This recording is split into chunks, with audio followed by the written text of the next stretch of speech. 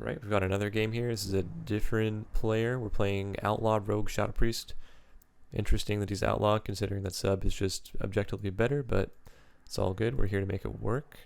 I'm loving this cat situation, by the way, here. This is really soothing to me. So let's see what we do right off the bat here.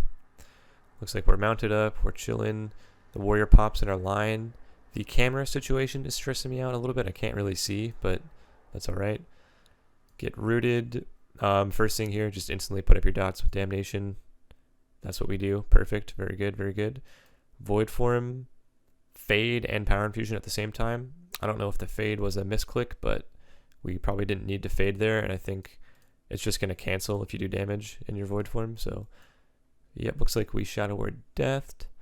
Probably wouldn't use Death on that global just because this warrior is about to be at 20%, and as soon as he's 20%, that would be a good time to Death because it's going to hit a lot harder and hopefully just kill him for you. This hunter is aim shotting you with his Kyrian or Covenant ability right here, so this would have been a really good time to Fade. If he gets that aim shot off and you Fade and just like maybe run up the stairs here, if we kind of just whoop that way with Fade, you've ranged the hunter, avoid his big one-shot damage here, and probably not have to use Dispersion. We did a really good job not getting kicked here and dispersing, so even though our Fade didn't do that much for us, if you got kicked there, you were just dead, so good job Fade casting, dispersing, and realizing the reality of the situation there. Looks like it's giving you some heals. Very nice, very nice. Would have been nice to throw out a Shadow Fiend as well as soon as you went Void Form. Shadow Fiend is actually technically your biggest cooldown as a priest. It's a 3-minute cooldown, and that's going to do a decent chunk of someone's health, maybe like 10k damage or so. So if you put that up, and even while you're dispersed, you're still going to be putting out pressure. So high priority on getting that Shadow Fiend out after you press that Void Form for sure. I would have just trinketed the stun instantly, personally, and death the warrior, but it looks like you don't even need to. You come out, death him. Boom, he's dead. Aim shots you, Shadow Man behind the pillar. Very nice, very nice. Looks like we win this game very easily. Right, looks like we got the same guy, same cat, facing Rogue, or sorry, playing Rogue Shadow Priest into Resto Shaman Shadow Priest. So playing with a Rogue in twos, high priority against DPS and healer to sap the healer and open on the DPS right away. Now, it looks like the Rogue has plenty of time to do this. We're doing a good job. You want to stay far from the Shaman because he can throw totems from like 40 yards and catch you out with a root, put him in combat. So here the Rogue should be, maybe he could have sapped the Priest on the way and then sapped the Shaman, then stepped back and stunned the Priest right away. So good job lining him for a little bit. We're going to open without the sap. Very unfortunate because the Shaman's just going to be able to heal. I noticed that we did use Damnation. We use this here, and the Priest instantly dispels his Devouring Plague. Now we have Remove Disease, Purify Disease as a Shadow Priest, so really high priority to remove those whenever possible to minimize the damage that the other Priest is doing. It's sort of a class envy thing if you can consistently remove those DPs.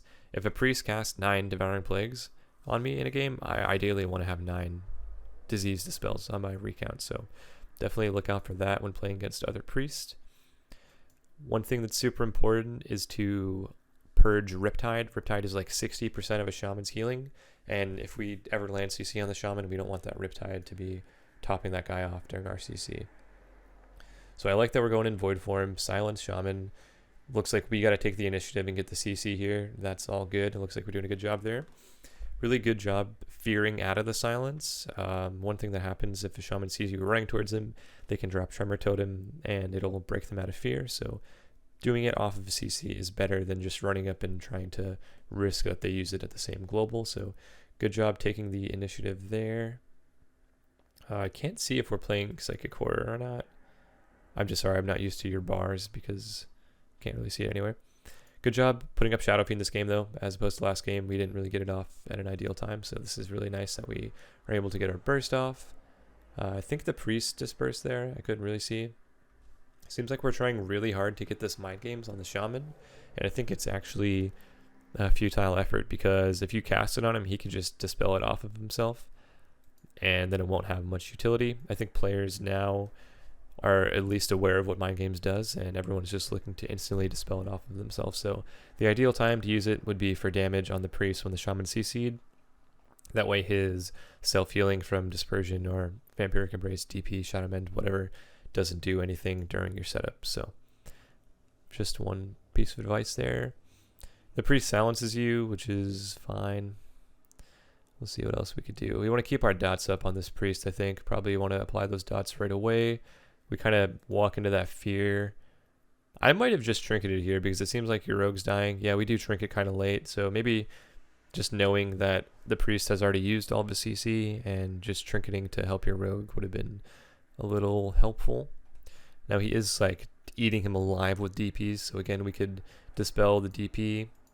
He cloaks off there. I see we're spamming swap, totally appropriate in this situation. The unfortunate thing that happened is we put the shaman on stun DR. He's like immune to stuns now, so, or I think he just did a small kidney shot actually. I think we lost this game once we got off of the priest and started trying to kill the shaman. Honestly, you need to slow the priest or the DPS down when you're playing double DPS and kind of keep them locked down so you can survive long enough to get a kill. Looks like we DP the shaman, but we can't really get dots on him. I think it's better to just attack the priest in this situation. We're getting some good heals out here, but again, we could be purifying disease to stop the DP damage from the Shadow Priest.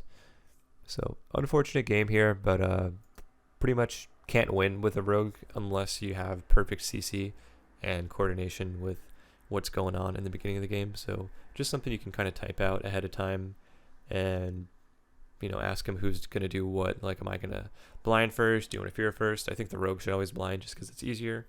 But, you know, it's hard to play without voice, so I don't know if we're playing with voice or not. There's no sound in these clips, so we'll give you the benefit of the doubt that you're not. Let's just click another game here really quick because it's a twos match. So we sap the priest here, dotting him. Rogue opens on you with Shadow Blades, very scary. That's his 3-minute cooldown. This is his biggest cooldown. I like the fade. Trying to fake cast Door of Shadows, doesn't fall for it. Silence the priest, dots on the rogue. I'm liking the swap here. Void form, this is sick. This would have been a really good time to Vampiric Embrace actually. I'm trying to find it on your bars, but I cannot. Oh, here it is. So you probably want to use that Alt X as soon as you go void form. I'm not sure if it would have saved you, but these dots would be healing you a little bit more too. Good job of running away from the healer. We don't really want to allow him to heal the rogue if possible.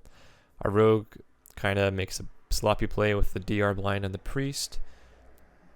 Would like to see how close that was to being off DR. Oh, also if you put one thing that I think would be really helpful is if you would put the DR timers on here so you could tell when the DRs are off. That way you know, like, okay, in 4 seconds I could silence. It's just showing the DRs, but it's not actually showing when they're going to be up. Keeping our dots up. I think we should also maybe look into getting some focus macros. It seems like we have to target the enemy to do our CCs, so a slash cast target equals focus silence would be pretty useful. So our rogue stuns the healer, you stun the DPS, very good. I think it should be the other way around personally, but that's alright because at least we lined our CC up pretty nice here. Maybe get the swap off before we die. Oh, he duels, so tragic, so tragic. So I guess we could have trinket swapped a little earlier there and we would have survived. But want to also take a look at your action bars after the game is over. We have not used Shadow Fiend this game, not used Vampiric Embrace, and not used Power Infusion. So I think just getting those buttons off really quickly in twos matters so much because you'll actually do a really nice amount of healing with Vampiric Embrace, Shadow Fiend, and Void Form, especially with PI up. So definitely just want to reflect and look at what you didn't get off that game. You know, what could have perhaps happened a little bit earlier.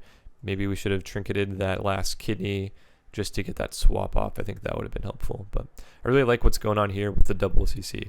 So anytime that you CC the healer and the rogue is stunned, the rogue is in a ton of trouble. And they don't have trinkets here, so if we hadn't blinded yet, and if we had blinded off of this kidney shot, I think you actually just win here because this rogue doesn't have cloak.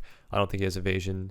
He gets pain subbed at 30%, but if we had blinded him, like I said, when the DR is off, it would have been a lot more beneficial for the team. And yeah, we had Trinket up for this, so probably just want to Trinket earlier to get that swap off. Cool.